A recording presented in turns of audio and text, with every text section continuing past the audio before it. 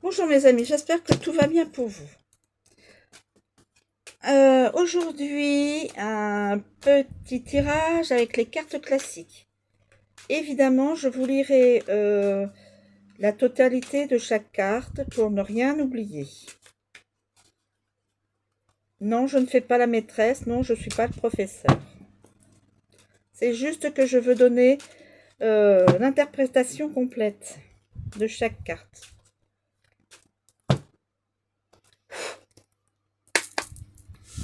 Allons-y.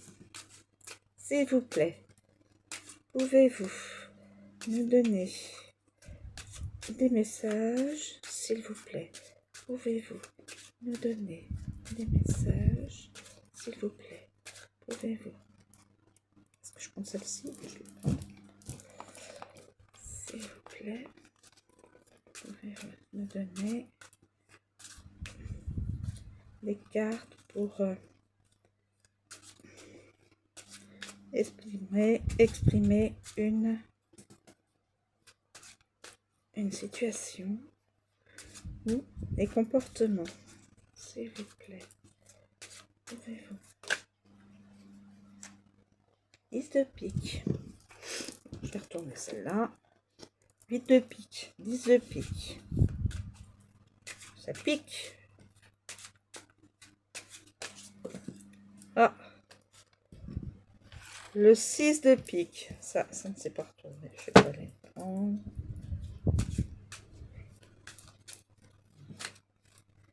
Je vais prendre peut-être une quatrième. Je ne sais pas. Est-ce que j'en prends une quatrième? Là, c'est que du pique. Donc là, on va voir ce que la situation nous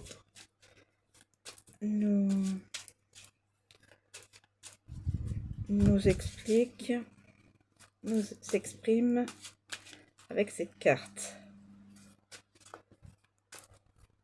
S'il vous plaît. Est-ce qu'il y a une autre carte pour... je pense que je vais garder celle-là. A priori, il n'y a pas d'autre...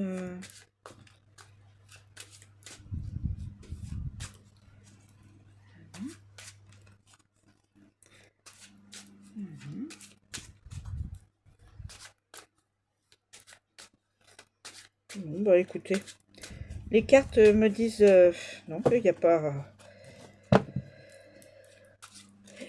Il n'y a pas d'autres cartes à...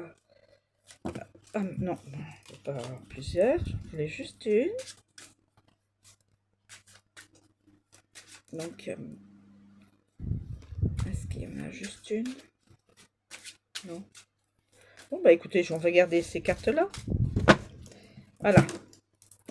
Alors, on a le 8 de pique. 8 de pique. Donc, toute la série, c'est du pique. Alors, 8 de pique. Pour vous donner la totalité de la carte. 8 de pique. Et non, je ne fais pas la classe. C'est de l'humour. C'est de l'humour. Cette carte nous invite à cultiver une foi inhérente à notre intuition, à notre petite voix intérieure, pour renouer avec un certain équilibre mental, psychique et émotionnel. Le 8 de pique annonce un solide processus intellectuel et spirituel sur une période de latence, obligeant à s'interroger. Préparez-vous à de possibles remises en question, à ne plus savoir quel chemin emprunter avant de renouer avec la sérénité et la joie.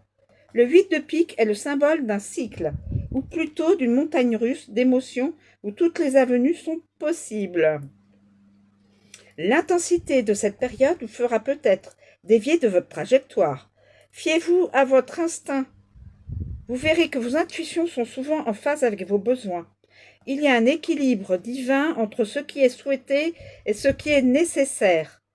Ancrez-vous dans l'inconnu, il fleurira. À méditer. Sur quoi ou qui pourriez-vous compter durant les périodes de grande émotivité? De quoi votre équilibre psychique et physique a-t-il besoin? C'est le questionnement. Hein. 10 de pique. 10 de pique. Alors, 10 de pique. Il faut parfois revisiter son sens de l'intégrité, réinterpréter ses valeurs et ses principes, réfléchir à ce qui a tendance à se répéter dans son quotidien et à bloquer et saboter ses plans. On est tous pareils, hein. Des fois on sabote un peu notre vie. On a toujours la possibilité de rectifier. Êtes-vous votre pire ennemi, IE? Votre voix intérieure est-elle douce? Est-ce que vos démarches sont en concordance ou en discordance avec vos ambitions? Le 10 de pique demande une réflexion afin de clarifier les intentions et réfléchir aux gestes à faire. À méditer. Lesquelles de vos intentions ou initiatives seraient propices au changement? Lesquelles de vos valeurs sont toujours d'actualité ou sont à revisiter? Valeurs, ce à quoi on croit. Les valeurs, c'est ce que chaque être humain a au fond de lui et se dit, voilà, moi je préfère ça, je veux ça. Voilà, ses valeurs propres. Alors là, on dit le 6 de pique. Décidément, le pique est tombé. Alors, le 6 de pique veut nous dire, avez-vous le moral à plat? L'impression de ne plus savoir comment agir ou réagir? Le brouillard mental, psychique et émotionnel s'estompera, à condition de lâcher prise. Avec cette carte-là, il faut lâcher prise. Lâcher prise. Toute forme de contrôle n'a pas sa place si l'on désire plus de liberté et de légèreté. Il vaut mieux accepter ce qui est au lieu de résister. La résistance est un frein à l'expansion de soi. Elle nous fige, nous garde sur place et empêche toute forme de motivation et d'effort. Les compromis, le dialogue et l'écoute peuvent faciliter la transformation. Il faut permettre à l'authenticité et à la vulnérabilité de régner. Être authentique, être soi-même, et pas un autre, et pas un masque. Pas se mettre un masque. Chaque fois, c'est un peu le message sous-jacent des cartes. Plus on fait preuve d'authenticité, et c'est vrai, plus on est soi-même. Et intérieurement, on est heureux d'être soi-même et de donner une image de soi-même. Plus on a de chances de se sentir en phase avec son destin. Exact. À méditer. C'est moi qui fais des petites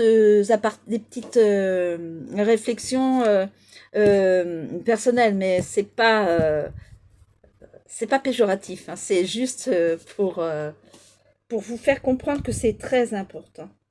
À méditer. Dans la vie de tous les jours, êtes-vous plus du genre à tenter de tout contrôler ou à suivre le courant? Dans quelle sphère de votre vie laissez-vous place au compromis, au dialogue? Voilà, mes amis, une guidance. J'espère que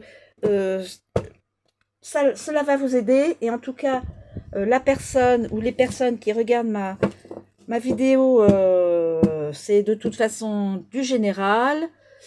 Ça ne parlera peut-être qu'à une personne et c'est de l'intemporel. Donc, je vous remercie de me suivre, de m'écouter et je vous souhaite une très bonne journée et je vous dis à bientôt.